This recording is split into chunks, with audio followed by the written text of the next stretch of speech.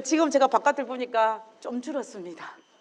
하나님께서 우리가 얼마나 사랑하시는지 딱 맞춰서 비가 캘리포니아는 많이 아직도 부족하다고 그래요. 그래서 한꺼번에만 안 오면 아무 문제가 없습니다. 한꺼번에만 안 오면. 그래서 하나님께서 우리에게 주신 이 축복을 마음껏 누릴 수 있으면 좋겠습니다. 특별히 오늘은 여러분들이 많이 오셨는데, 특별히 제가 우리 현숙 집사님 옆에 짝꿍으로 계시는 분이 옆에 와 계시니까 얼마나 좋아요, 그죠? 순경이 사람을 지켜야죠. 와이프를 지켜야 됩니다. 순경은 다른 사람을 지키는 게 아니라 와이프를 지켜야 돼요. 그래서 안식일날 꼭 와이프를 지키시기 바랍니다. 순경이 왜일까요? 폴리스잖아요, 그죠? 제가 다음에 오실 때 순경이 옆에 있는지 아니는지 제가 보겠습니다. 또 여러분 오신 분들을 진심으로 환영합니다. 제가 오늘 여러분들 나누고 싶은 말씀의 제목은 지금 나는 어디쯤일까? 나는 지금 도대체 어디까지 왔을까? 어디 정도 왔을까가 오늘 제목이에요. 저는 어디를 갈 때 내가 어디 정도 왔는지가 항상 궁금했어요. 근데 등산을 하다 보면 우리가 너무 힘든데 올라가다가 내려온 사람 만나가지고 물어봐요. 얼마나 더 가면 됩니까? 그럼 물어보면 뭐라 그래요? 조금만. 그래서 우리는 그 조금이 때로는 5분이 되기도 하고 때로는 1시간이 되기도 해요. 그래서 제대로 믿을 게 못 돼요. 근데 정확하게 우리가 어느 정도에 왔는지, 어디쯤 왔는지, 얼마나 가면은 목적지에 도달한지를 알게 되면은 우리의 마음이 어때요? 편안합니다. 편안해요. 그래서 우리가 지금 어느 위치까지, 어느쯤, 제가 사투리를 잘 쓰기 때문에 어디쯤 왔을까라는 거 굉장히 저에게는 개인적으로 굉장히 중요한 것 같아요. 그래서 오늘은 이 주제를 가지고 우리가 지금 어디쯤 왔는지를 한번 살펴보는 시간을 가졌으면 좋겠습니다. 우리가 2020년에 전 세계가 코로나 바이러스를 통해서 팬데믹이 이루어졌잖아요. 이게 팬데믹 해가지고 이게 2020년을 통해서 2021년, 2022년을 전 세계를 팬데믹 시켰습니다. 그러다가 이제 이 팬데믹이 위드 코리아로 넘어가면서 우리가 정상적인 삶으로 돌아온 경우가 있지만, 그럼에도 불구하고 오늘날 우리의 삶에 많은 영향을 미치고 있는 것이 여전히 마찬가지라는 것입니다. 그런데 저는 솔직히 이 긴 코로나의 팬데믹 시기를 지나가면서 그리고 또 그것이 끝나고 오늘날 우리의 정상적인 삶으로 돌아오는 이 과정 속에 솔직히 제 마음 속에 드는 두 가지 마음이 있어요. 첫 번째는 무슨 마음이냐면 섭섭함이에요. 두 번째는 안도감입니다. 왜 섭섭한 마음이 들었냐면은 사실은 제가 개인적으로 이 코로나 바이러스 때문에 전 세계가 팬데믹 되는 이 모습들을 살펴보면서 제 마음속에 어떤 마음이냐면 혹시나 이것을과 연결시켜서 예수님이 재림과 연결되지 않을까라는 그런 기대감이 있었어요. 그래서 저는 솔직히 제가 설교할 때 이런 말은 잘 하지 않지만 이 국제 정치사가 어떻게 돌아가는지, 전 세계적으로 1월 휴업령이 내릴 수 있는 그런 가망성이 있는지를 제가 이렇게 살짝 살펴보는 것입니다. 어디 대놓고 말은 못하지만. 그러면서 이 팬데믹으로 해서 여기서 이렇게 바로 재림과 연결됐으면 얼마나 좋을까라는 생각이 제 마음속에 들었어요. 근데 시간이 지나면서 이것이 위드 코리아를 넘어서 우리의 삶의 정상적인 삶으로 되는 모습들을 보면서 제 마음에 섭섭한 마음이 들었던 것입니다. 지금도 섭섭해요. 근데 그 또 다른 제 마음의 안도감은 그럼에도 불구하고 하나님께서 나에게, 그리고 우리 가족들에게, 우리 교우들에게, 우리 이웃들에게 은혜의 시간을 더 허락하심에 인하여 제 마음에 안도감이 생기는 것도 사실입니다. 그래서 우리는 정말 제가 이 팬데믹을 빠져나오면서 제 마음이 개인적으로 굉장히 복잡했어요. 도대체 이 세상이 어떻게 될 것인가? 그래서 그러면서 이제 2023년도를 맞이했습니다. 2023년도를 맞이한 지 불과 2달밖에 지나지 않았어요. 그래서 오늘 우리가 사실은 여러 매스컴을 통해서 전 세계가 얼마나 여러 가지 놀라운 일들이 많이 발생하는 것을 우리가 듣고 보고 뉴스를 통해 접합니다. 그죠? 그런데 저는 2023년도에 들어오면서 우리가 속해 있는 미국, 우리가 속해 있는 캘리포니아, 우리가 속해 있는 이 북가주에서도 우리 주변에 많은 일들이 일어난다는 것입니다. 제가 몇 가지를 살펴봤어요. 이것이 올해 1월 2일 날 샌프란시스코에 있었던 이 현상이에요. 1월 달에 갑자기 비가 한꺼번에 왔어요. 한꺼번에 왔습니다. 그래서 실제 이 모습이 어디냐면은 이 북가주 캘리포니아와 세크라멘토에 있는 그때의 모습을 제가 사진으로 옮겨온 것을 볼 수가 있습니다. 이 사우스 남가주에서 이런 일이 생겼어요. 이렇게 일들이 우리가 생각하지 못했던 일들이 발생하는 것입니다. 그래서 엄청난 일들이 1월 달에 홍수로 말미암아 우리가 속해 있는 이쪽 지역에 일어난 것을 볼 수가 있습니다. 그리고 2월 달이 딱 되니까 어떤 사건이 터졌어요. 2월 6일 날 강도 7.8의 대지진이 일어났습니다. 지금 이 위치가 어느 위치냐면 지도상으로 보면요, 우리가 잘 알고 있는 성경상에서 안디옥 교회 위쪽이에요. 안디옥 교회도 이 영향을 받았습니다, 위치적으로. 그리고 바울의 고향인 다소도 영향을 받았어요. 그 사이가 지금 진원지예요. 지금 우리 목사님이 어디로 가 있냐면은 이 7교회를 지금 성지순례를 하고 있거든요. 거기는 이 지진 때가 영향을 미치지 않은 저 위쪽입니다. 이스탄불 쪽, 7교회 쪽. 그렇기 때문에 어찌되었든지 간에 이쪽에서 이 지진이 났어요. 정말 어마어마한 피해가 왔습니다. 5만 명이 넘는 사망자가 생겼고, 그리고 수만 명이 다쳤습니다. 그리고 수백만 채가 건물이 무너졌다고 해요. 어마어마한 지진이에요. 그래서 우리가 조금 전에 장로님께서 말씀하신 것처럼 전 세계가 이분들을 위해서 도움의 손길을 하고 있습니다. 우리가 전 세계가 도우지 아니하면 이분들이 재건을 할 수 없을 만큼 엄청난 피해를 가져왔습니다.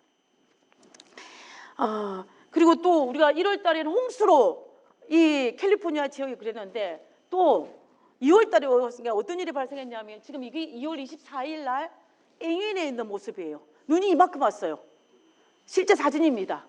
2월 24일 사진이에요. 그때 안식일 날 앵윈에서 내려오신 우리 교우님의 차에 눈이 이만큼 쌓여 있어요. 눈이 이만큼. 그 모습을 보면서 이 네파 쪽에는 눈이 안 오고 이 페어필드 쪽도 눈이 안 왔습니다. 근데 조금 올라온 앵윈 쪽에 눈이 이렇게 많이 왔어요. 그리고 이거는 이 남가주의 눈 온 모습이에요. 올 2월 달에 눈이 이렇게 많이 왔습니다. 원래 사실은 이렇게 눈이 많이 오는 지역이 아닌 걸 여러분들이 아마 아실 것입니다. 근데 이 서부에는 2월 달이 되면 이제 꽃도 피고 날씨가 굉장히 좋아져야 되는데 이렇게 날씨가 이상해요. 그죠? 근데 또 놀라운 것은 뭐냐면, 지금 여기가 어디냐면 워싱턴 DC예요. 2023년도 2월 21일에 그날의 모습입니다. DC의 날씨가 너무 좋아가지고 이때 한낮의 날씨가 80도까지 올라갔대요. 그러니까 꽃이 피고 사람들이 두꺼운 옷을 벗고, 원래 제가 동부에 산 저 경험이 있는데 2월 달은 추워서 정말로 모피코트를 입고 다닙니다. 모피코트를. 그런데 지금 이렇게 꽃에서 하고 있는 거예요. 그래서 저는 우리 주변에 일어나는 이 모든 상황들이 정말로 놀랍고 놀라워요. 어안이 벙벙하고 이게 뭐지? 이게 왜 이러지? 이런 모습을 취하는 것이 사실은 우리들의 모습입니다. 저는 사실 개인적으로 제 신앙관은 어떤 거냐면, 어떤 징조를 따라가는 신앙관이 아니에요. 아니, 어쩌면 저는 그런 어떤 징조나 사인을 보고 신앙을 하지 않고 말씀 중심으로 신앙하려고 노력하는 사람입니다. 제 신앙관이. 그런데 그래서 제가 신앙을 하면서 어떤 여기서 무슨 일이 났다, 저기에서 무슨 일이 났다, 여기에서 솔깃하고 이렇게 하기보다는 저는 정말 말씀을 통해서 하나님의 품성을 알고 그 품성을 닮아가고자 노력하고, 그리고 그것을 통해서 기뻐하고 즐거워하면서 정말 하나님의 자녀로서 복된 그리스도의 삶을 살다가 예수님의 재림을 맞이하고 싶은 것이 제가 가진 신앙관이에요. 그러려고 또 노력을 하고 있습니다. 그런데 그럼에도 불구하고 우리가 살아가는 이 오늘날의 우리의 삶이 예수님의 재림의 징조들이 수도 없이 보이는 이 상황에 접해 있다는 것은 누구도 부인할 수 없다는 사실이에요. 그런 상황 속에 우리가 있다라는 것입니다. 그래서 저는 오늘 우리가 예언적으로, 성경에 기록되어져 있는 예언적으로 우리가 어느 위치에 와 있는지, 그리고 이 우리가 우리가 지금 속해 있는 이 사회에서 이 상황적으로 봤을 때 우리가 어떻게 어떤 위치에 와 있는지를 우리가 오늘 말씀을 통해서 성경에 기록되어져 있는, 제가 오늘 말하는 것은 거의 성경에 기록되어 있는 말씀입니다. 성경에 기록되어 있는 그 예언의 말씀을 통하여서 우리가 마지막 때에 우리가 서 있는 곳이 지금 어디 위치인지를 한번 점검해 보는 그런 시간을 가졌으면 좋겠습니다. 이 성경에는 수많은 예언들이 있어요. 사실은 수많은 예언들이 기록되어 있습니다. 구약에 많은 예언들이 있는데 그 예언들의 성취로 예수님께서 초림을 하셨어요. 그리고 구약과 신약의 수많은 예언들이 또 어디에 포커스를 맞추고 있냐면 예수님의 재림에 포커스를 맞추고 있습니다. 이거는 하나님을 믿는 모든 사람들이 다 동일하게 이에게 동의를 해요. 성경은 약속입니다. 무슨 약속? 하나님의 약속이에요. 한마디로 말하면 예언인 것입니다. 미래에 어떻게 될 것이다. 그 예언을 지금 말씀하고 있는 것을 볼 수가 있는데요. 자, 그때에 이 하나님께서 우리 인류에게 인류에 제일 처음 준 예언이 뭐냐면, 제일 처음 준 예언이 창세기 3장 15절이에요. 이 창세기 3장 15절이 하나님께서 우리 인류에게 주어진 제일 첫 번째 예언이 바로 3장 15절입니다. 내가 너로 여자와 원수가 되게 하고 내 후손도 여자의 후손과 원수가 되게 하리니, 여자의 후손은 어떻게 할 것이다? 내 머리를 상하게 할 것이다. 이것이 하나님께서 온 인류에 주어진 첫 번째 예언이에요. 이 예언을 통해서 예수님께서 사탄의 권세를 이기고 승리하신다라는 약속입니다. 이것이 예언의 핵심이에요. 그래서 우리가 원복음이라고 얘기합니다. 뼈대라는 거죠. 집을 지을 때 제일 중요한 뼈대가 있지 않습니까? 주축돌, 기초가 바로 이 3장 15절에 있는 이 말씀인 것을 볼 수 있습니다. 이 3장 15절의 이 말씀을 통하여서 인류 역사 6,000년의 역사의 모든 예언이 이렇게 기록되어 있는 것을 볼 수가 있다라는 것입니다. 자, 성경에 보면은 우리가 예언하면은 구약과 신약에서 성경 거의 많은 부분도 예언이 포함되어 있지만 특별히 예언에 집중돼서 기록한 성경책이 두 권이 있어요. 구약에서는 다니엘이 있고 신약에 와서는 요한계시록이 있어요. 이 두 권의 성경책이 집중적으로 예언을 해놓은 성경인 것을 볼 수가 있다라는 것입니다. 그러면 다니엘을 기록했을 때, 다니엘서를 기록했을 때가 BC 한 500년경이에요. 500년경에 다니엘서의 예언을 받고 기록을 하였습니다. 다니엘이. 그 다음에 이제 요한계시록은 구약이 넘어가고 신약시대 넘어와서 AD 90년경에 하나님께서 반모섬에 있는 요한에게 계시를 주어서 이 요한이 받은 그 계시 이후에 일어날 모든 사건들을 예언해 놓은 것이 요한계시록이에요. 그러면 다니엘서는 어디서부터 출발할까요? 다니엘서의 출발은 다니엘 때부터 마지막 예수님의 재림 때까지의 모든 예언을 기록해 놓은 것이 바로 다니엘서인 것입니다. 시점이 중요한데 끝은 똑같아요. 출발점은 다니엘서와 요한계시록이 다르지만 그 끝은 예수님의 재림에 모두가 다 포커스를 맞추고 있는 것을 우리가 알 수가 있다라는 것입니다. 자, 그러면 자, 이런 상황 속 때 우리가 어떤 걸 하나 깨달을 수가 있냐면요. 지금 우리가 어느 위치에 있어요? 우리는 지금 2023년 3월 11일이에요. 위치적으로 보면은 다니엘이 이 예언을 받았을 때와 그 다음에 요한이 요한계시록을 받았을 때와 예수님께서 살아 계실 때의 그때 당시 이스라엘 백성들과 비교해 보면은 우리의 입장은 어떤 입장이냐면 하나님께서 주어진 수많은 예언들이 성취되는 것을 우리가 눈으로 역사적으로 볼 수 있는 시대에 살고 있다라는 이야기예요. 그렇죠? 예수님 시대에는, 예수님 살았던 그 시대에는 예수님께 초림하신 징조들도 있긴 하지만 우리보다는 성경을 통하여서 예수님의 예언의 성취의 그런 그 근거들이 훨씬 더 작아요. 그래서 우리는 복받은 백성입니다. 우리가 이 하나님의 말씀을 잘만 연구하며 하나님의 이 성경에 기록되어진 이 많은 예언들이 어떻게 성취되었는지를 우리가 눈으로 확인할 수 있는 시대에 우리가 살아있다는 것입니다. 가령 예를 들어 보겠습니다. 예를 들면 다니엘서 이 예언의 다니엘서 2장에 이 신상이 나와요. 이 신상을 통하여서 이 인류의 역사의 미래를 예언하였습니다. 그러면 다니엘은 이 예언을 할 때 어느 위치에 있었냐면 제일 꼭대기 바벨론이에요. 다니엘이 이 예언을 받을 때는 바벨론 시대입니다. 근데 그때부터 그 이후에 일어날 모든 것들을 예언을 받았어요. 표현을 받았습니다. 지금 바벨론 시대가 끝나고 메데 페르시아 시대 끝났습니다. 역사적으로 볼 때. 그리고 그리스 시대도 끝이 났어요. 그 다음에 로마 시대도 끝이 났습니다. 그리고 오늘 우리가 살고 있는 시대는 어느 시대냐면은 열발가락 시대예요. 열발가락. 이 유럽의 역사 열발가락 시대까지 넘어왔습니다. 그 말은 무슨 말이냐면 이 모든 예언들이 성취되었다라는 거예요. 제가 중학교 2학년 때 우리 교회에 처음 들어와서 이걸 배우는데 너무 익사이트한 거예요. 그때 하필이면 제가 학교에서 뭘 배웠냐면 세계사를 배웠거든요. 세계사에서 배웠던 것이 성경에 이렇게 예언되어 있는데 이 예언이 딱딱 들어맞는 것을 볼 때 제가 중학교 2학년 때 이 정말 등골이 오싹했어요. 그래서 제가 하나님을 믿기로 결심을 하고 교회를 나가기로 결심한 때가 언제냐면 중학교 2학년 때예요. 그 계기가 다니엘서 2장의 이 신상입니다. 저는 이것을 보면서 하나님께서 얼마나 그 말씀의 예언들이 그대로 성취되었는지를 알 수가 있어요. 그러면 우리가 지금 이 열발가락 시대에 살고 있는데 이 다음 예언은 뭐냐? 성경 다니엘서에서 이 다음 예언은 뭐밖에 없냐면은 하늘에서 뜨인 돌이 와서 열발가락을 침으로 태상을 이루어 예수님의 재림 외에는 없다라는 거예요. 성경에 없어요. 성경을 아무리 살펴봐도 이 이후에서 있는 예언들은 없다라는 것입니다. 자, 그래서 그런 측면에서 볼 때에 오늘날 우리가 살아가는 세대는 어떤 세대다? 복받은 세대라는 거예요.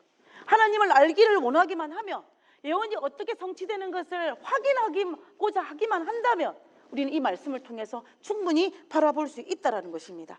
그래서 우리가 성경을 읽어보면요, 한 가지 놀라운 사실 하나 발견하는데 하나의 패턴이 있어요. 하나님께서 예언을 주셨을 때 그 패턴이 하나 있는데 그 패턴이 뭐냐면 하나님께 인류를 구원하시는 방법에 하나의 패턴이 있는데 그 패턴을 오늘 우리가 한번 살펴보기를 원하는 것입니다.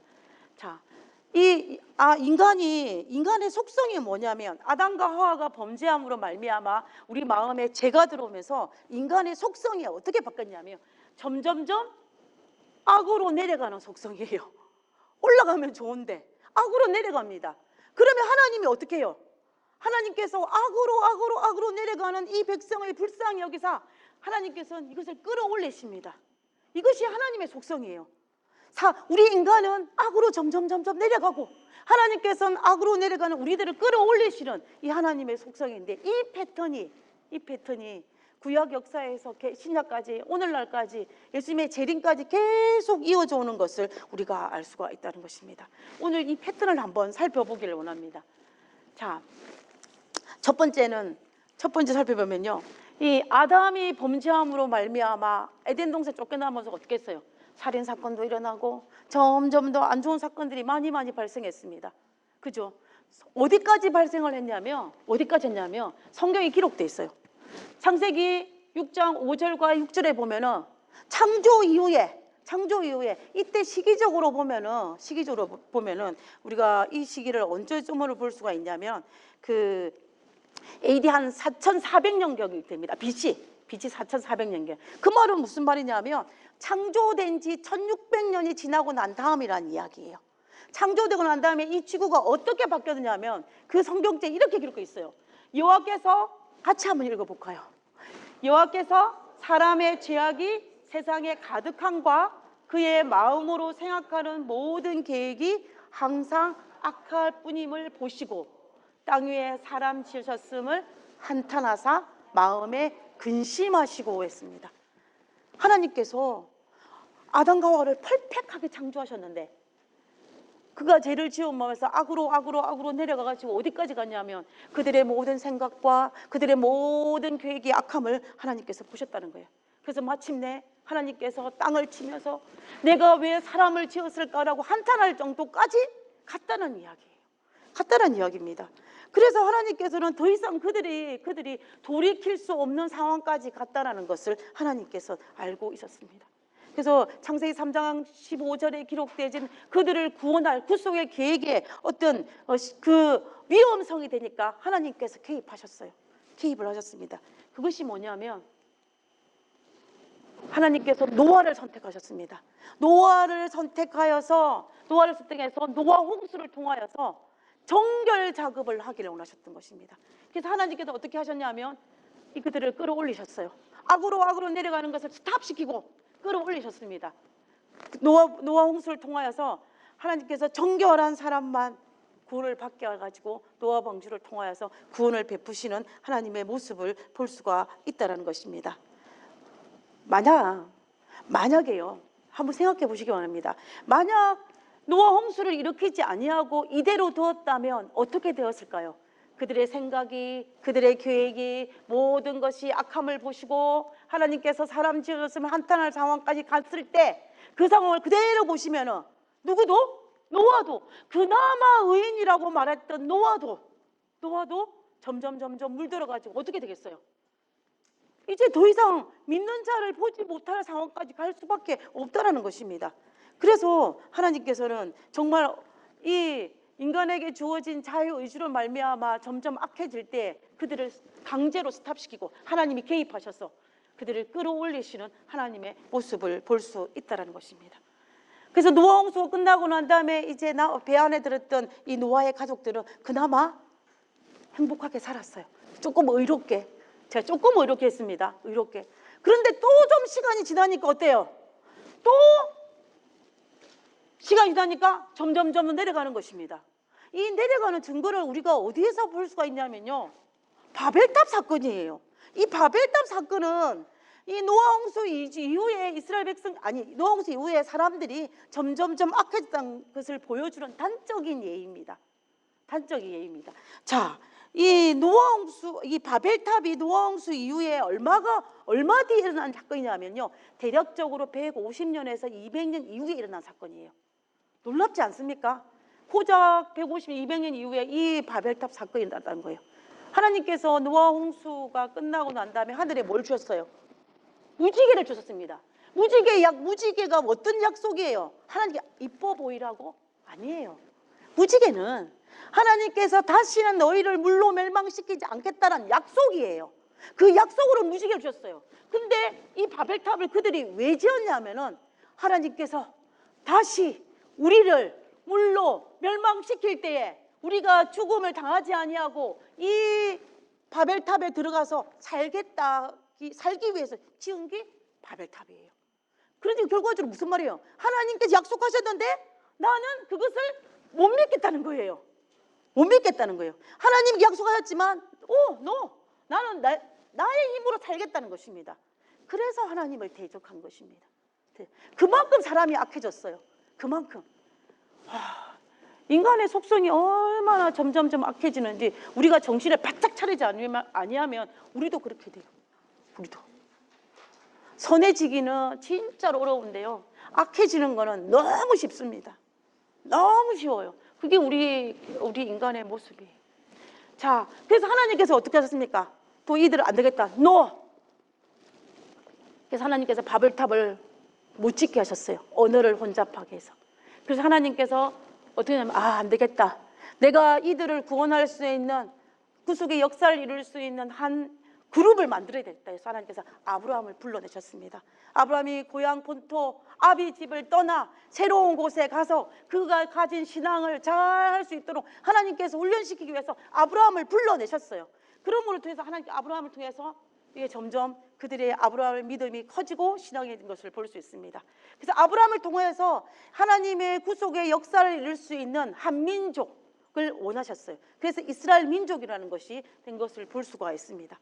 그래서 실제로 보면 우리 창세기와 읽어보면 아브라함과 그의 후손들이 하나님을 다른 이방인들에 비해서 잘 믿고 하나님의 약속을 철저히 지키는 그러한 모습들이 있는 것처럼 보여요. 근데 하나님께서 아브라함을 선택하고 난 다음에 몇 년이 흘렀냐면 900년이 흘렀을 때 어떤 일이 있었냐면은 이 이스라엘 백성들이 점점 또 악해지는 거예요. 또 악해졌습니다. 처음에는 그렇게 잘했어요. 근데 출애굽도 끝나고 왕정 시대를 거치고 이런 세월이 지나면서 이제 하나님께서 아브라함을 부르시는데 한 900년도 지났는데 그들의 모습이 얼마나 악해졌는지를 제가 한번 보겠습니다. 성경에 기록되어 있어요.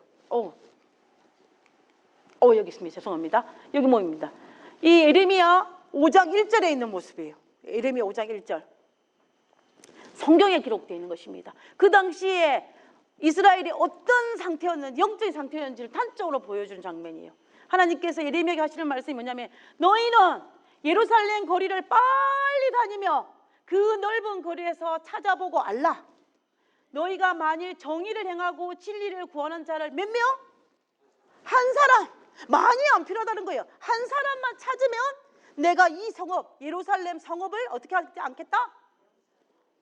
용서하겠다. 무너뜨리지 않고 용서하겠다는 거예요. 여러분, 소돔과 고모라 상에는 어린이 몇 명이 없어서 사라졌습니까? 몇 명요? 몇 명입니까? 10명 아니에요.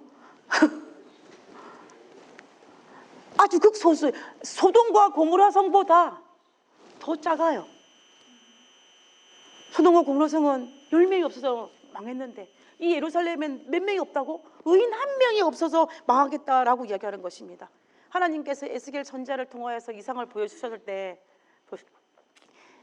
이때 상황이 어떤지를 설명하고 있어요. 성전 안에서 제사장도 장로들도 여인들도 하나님의 성전 안에서 우상 숭배하고, 그리고 하나님의 성전 안에서 이방신을 섬기는 모습을 보여줬습니다. 그때의 예루살렘의 현실이 하나님의 성전 안에서 제사장과 장로들과 여인들이 우상 숭배를 했다는 거예요. 그럼 이걸 오늘날 우리말로 바꾸면 교회 안에서 목회자나 성도들이나 아니 직분을 맡은 사람이 다 같이 모여서 뭐 한다는 거예요?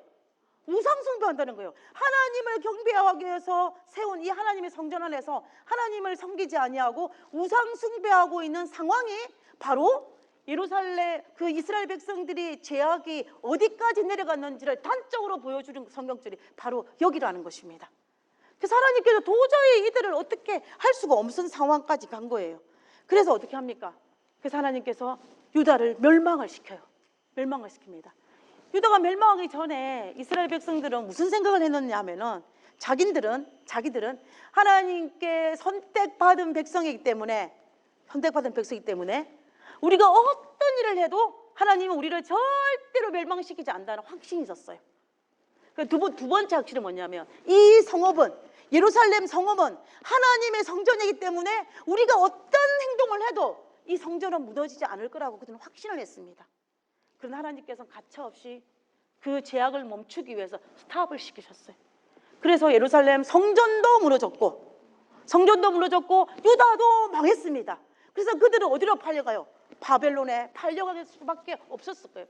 만약에 그때 하나님께 스탑시키지 않았다면 그 죄악은 더 갈 수밖에 없다는 것입니다.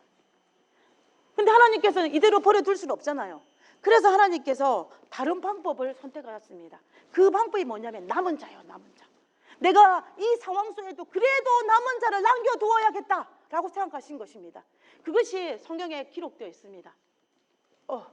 이 이사야서에 보면 나와 있어요. 이사야서에 보면은 하나님께서 그날에 이스라엘의 남은 자와 야곱 족속에 피난한 자들이 다시는 자기를 친자를 의지하지 아니하고 이스라엘의 거룩하신 이 누구?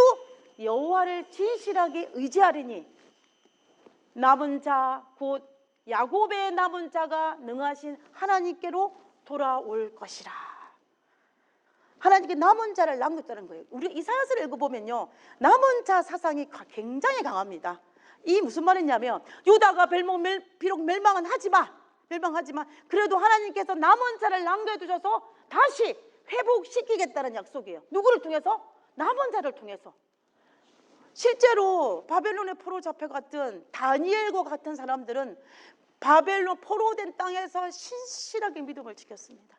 그리고 그의 후손들이 70년의 포로 생활을 끝나고 본국에 돌아왔어요. 본국에 돌아와서 어떻게 했냐면 성전도 재건하고 나라도 재건했습니다. 그리고 우리가 어떻게 하면 하나님을 더 잘 믿을 수 있을 것인가를 그들이 서로 성경 연구하고 정말 그들이 부흥을 일으켰던 그들이 바로 이 남은 자들의 후손이에요. 남은 자들의 후손인 것을 볼 수가 있는 것입니다. 그래서 하나님이 이 남은 자를 끌어올리셨어요. 자, 끌어올렸습니다. 그런데 문제가 또 발생했죠.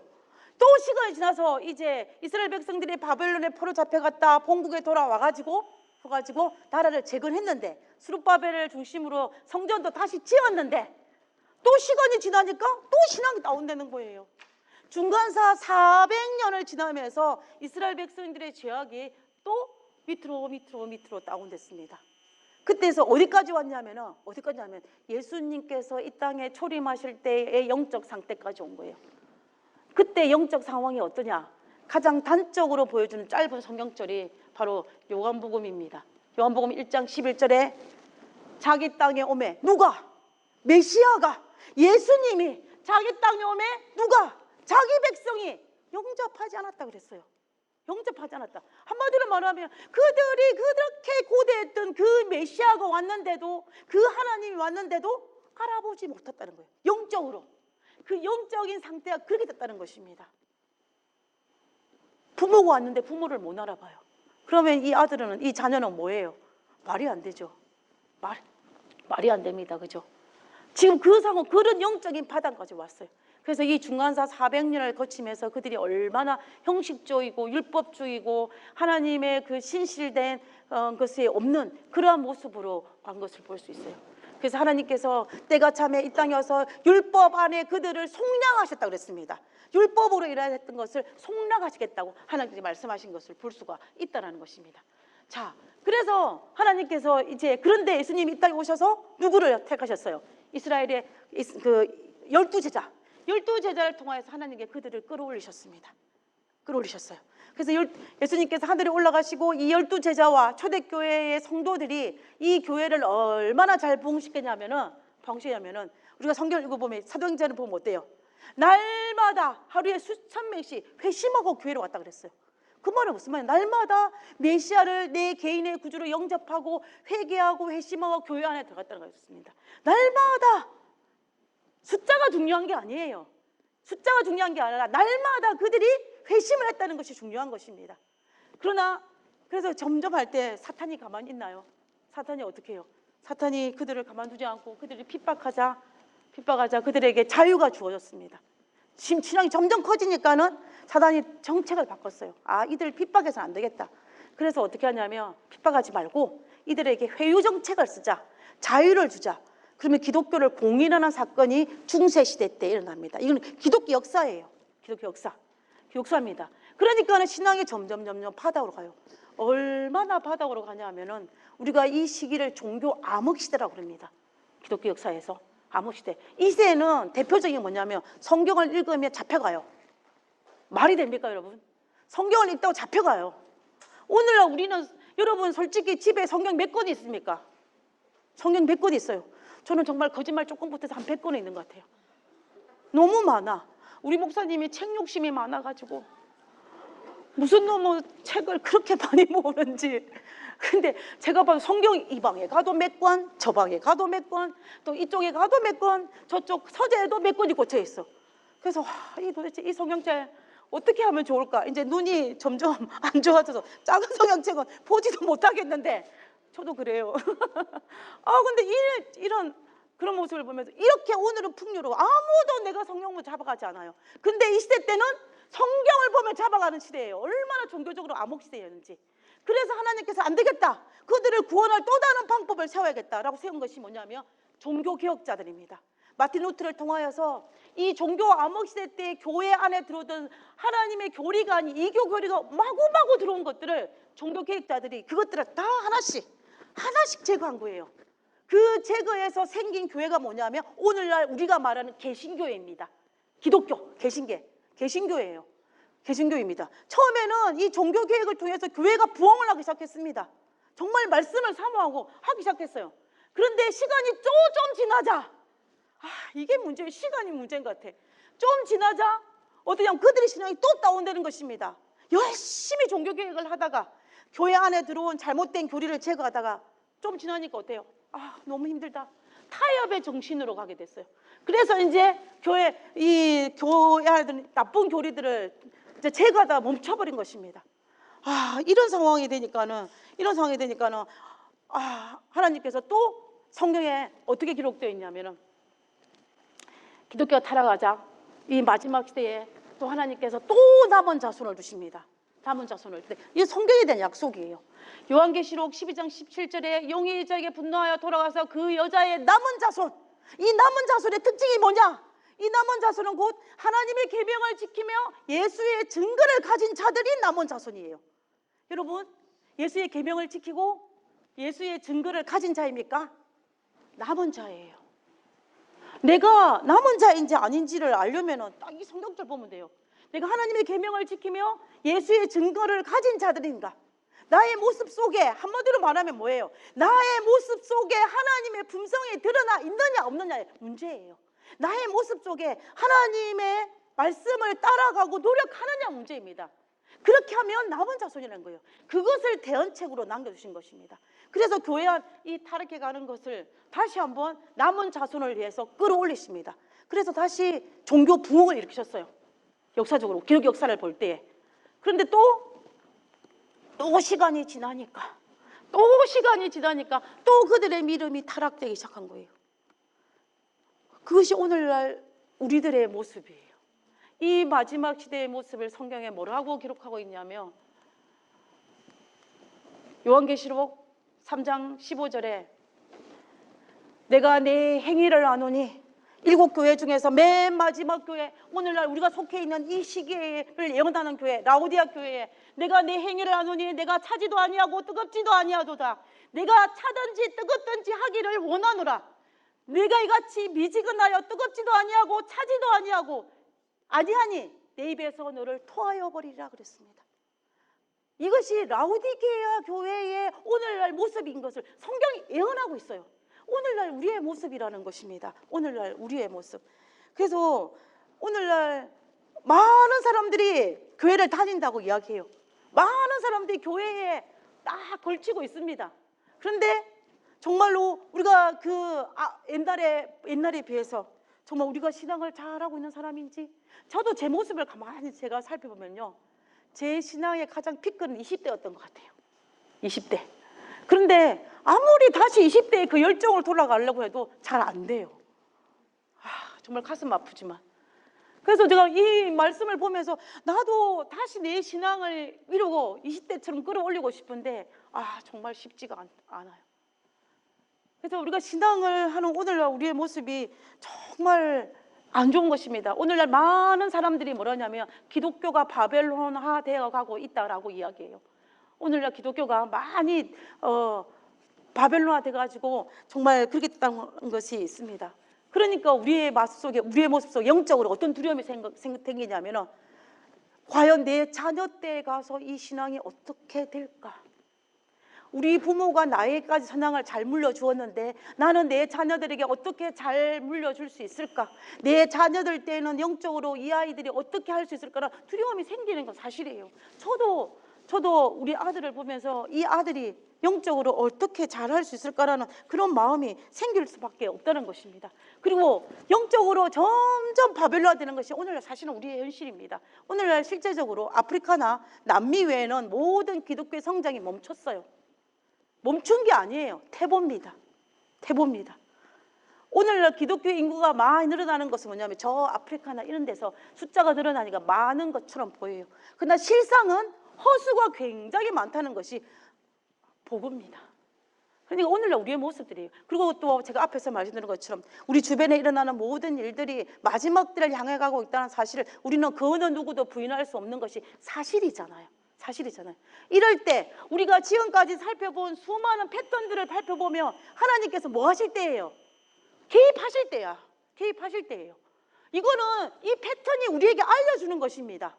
알려주는 거예요. 근데 성경을 아무리 살펴봐도 이 다음 이후의 예언은 딱 한 가지밖에 없어요. 딱 한 가지밖에 없습니다. 신상에서 발가락 다음은 예수님의 재림이에요. 7교회에서 마지막은 라오디게 다음은 재림입니다. 예수님의 재림이에요. 이 마지막은 예수님의 재림을 통해서 끌어올리면서 끝이 나는 거예요. 끝이 나는 것입니다. 그래서 오늘 우리가 서 있는 이 위치가 예수님께서 마지막으로 개입하기 바로 직전의 모습인 것을 알 수가 있어요. 그럼 우리가 어디쯤 왔을까? 우리는 어디까지 왔을까? 인류 역사 6,000년에 봤을 때는 바로 재림 직전이 우리가 속해 있다는 사실입니다. 이거는 부인할 수가 없어요. 우리가 성경에 있는 수많은 예언들을 다 조사를 해봐도 어느 누구도 이 예언에 대해서 반박하는 사람이 없습니다. 반박하지를 못해요. 그러면 우리는 확실하게 이 다음은 재림이에요. 그래서 우리는 언제 예수님께서 오실지 우리는 전혀 알지 못하는 시대에 우리가 살아가고 있다는 것입니다. 하나님은 절대적인 하나님의 개입이 있을 수밖에 없는 그런 시대에 우리가 살아가고 있다는 거예요.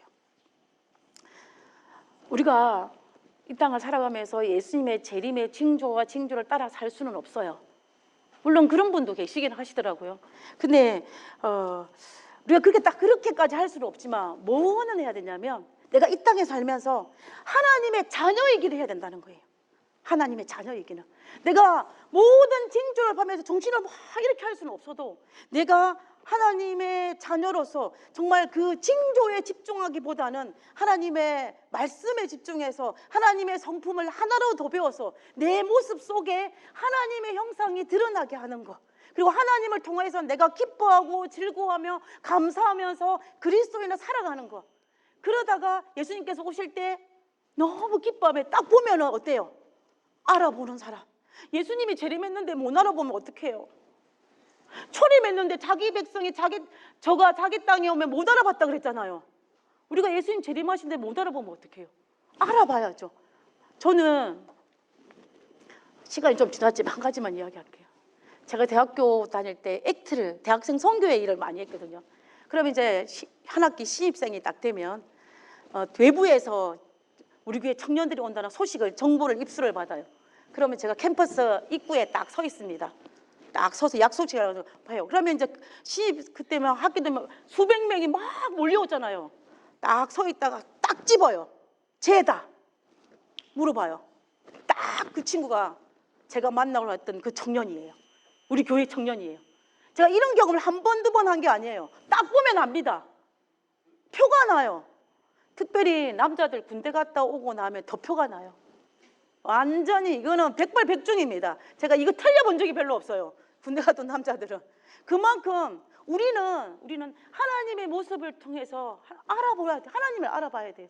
그 말은 그래서 진짜로 우리가 어떻게 했냐면, 우리가 이 오늘날 우리의 주변에 나는 이런 예언적인 것이나 상황적인 것이나 모든 것들이 오늘날 우리가 살아가는 그 세대 다음은 예수님의 재림이라는 것을 우리가 알려주기 때문에 우리가 마지막 때를 살아간다는 사실은 잊지 말아야 한다는 것입니다. 그래서 우리가 고개를 들고 하늘을 바라봐야 할 것이며, 오늘 우리의 삶 속에 일어난 여러 가지 일들로 인해 내 마음이 상하고 이런 내 감정적인 문제에 너무 많은 시간을 웨이스트할 시간이 없다라는 거예요. 자칫 잘못하면 조금 뒤에 예수님의 재림이 오기 직전에 일요일 휴업령이 내릴 수도 있고 또 마지막에 직전에 여러 가지 일들이 있을 수 있기 때문에 우리에게는 정말 중요하지 않은 것에 내 시간을 빼앗기지 말고 우리가 고개를 들어 하나님을 바라보고 하나님을 묵상하며 예수님의 날을 기다리며 내가 좀 더 하나님을 알려고 노력하는 것이 오늘 우리가 해야 할 우리의 사명이라는 것입니다. 비록 성경상 예언적으로 이 땅에 내려간다 할지라도 너무 두려워하지 마시기 바랍니다. 왜냐하면 이럴 때는 하나님께서 개입하실 시간이다. 개입하심을 통해서 우리가 구원받을 시간이라는 것을 우리가 알고 기뻐하면서 오늘 우리에게 주어진 그리스도의 삶을 마음껏 누리면서 예수님 오실 그때에 환하게 웃으면서 맞이할 수 있는 우리 모두가 되기를 간절히 바라면서 말씀을 마치도록 하겠습니다.